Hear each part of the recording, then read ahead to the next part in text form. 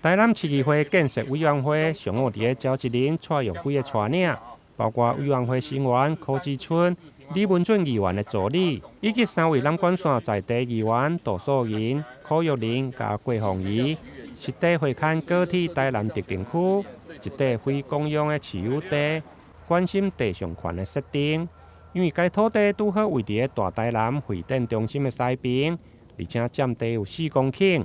议员希望好好招商，以满足沙仑科学城的生活服务机能的工商发展为主。276之一大概4公顷左右这么大。那因为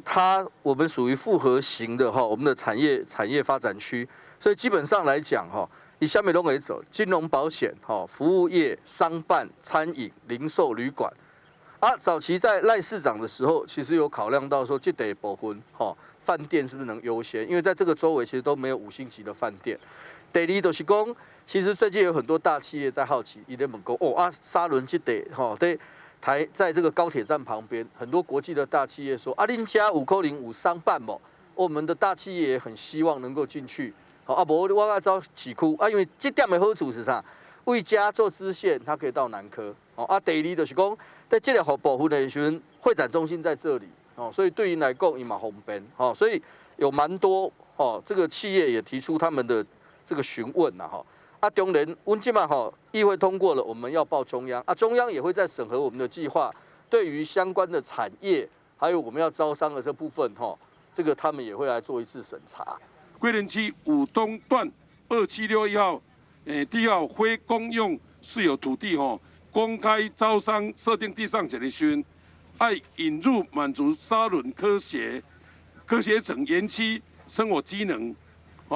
能发展的工商服务及商业产业为主了刚才讲的是讲，要符合这地区的需要恁咧选择的时阵，莫讲设的地上权设定的了，无对地方无帮助了大概我看大家意思也是安尼啦，这嘛是其中的意思。听听有啦，应该议会通过啊嘛大家无意见了中央准，较紧招商，让咱新农区能带来高铁特区能带来繁荣啦这块武东276之一的地号，基地面积有43000多平方公尺，属于产业的专用区。